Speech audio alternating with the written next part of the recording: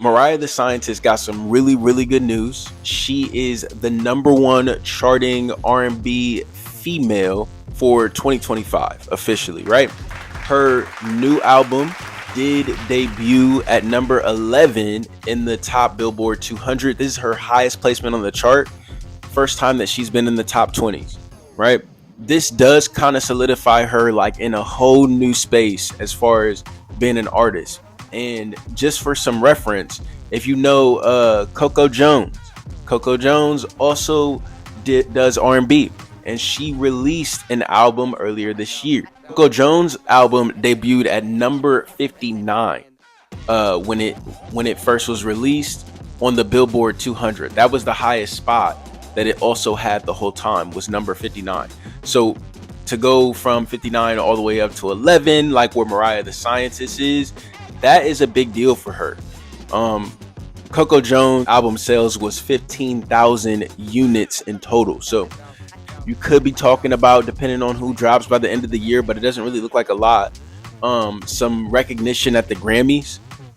The other artist who does R&B that dropped earlier this year that debuted even higher than Mariah the Scientist is a male artist, is The Weeknd. Of course, his came out and debuted at number 1, and he sold something like 450,000 units his first week. So she's going to do numbers, and I'm looking forward to her probably being somewhere in the Grammys. She's going to be nominated probably for a couple of categories. At least I haven't heard anything about any other female R&B artists releasing an album this year.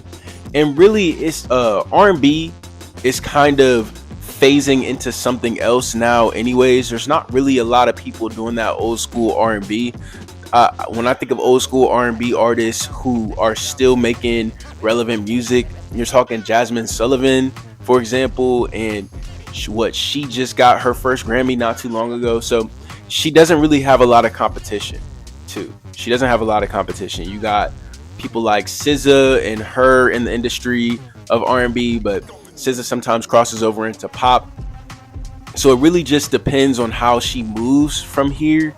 But right now she's in a really, really solid position, and I'm looking forward to seeing what her numbers are once they release, because that will really let us know not only what the industry is seeing her as, but it lets us know how big her fan base is getting too.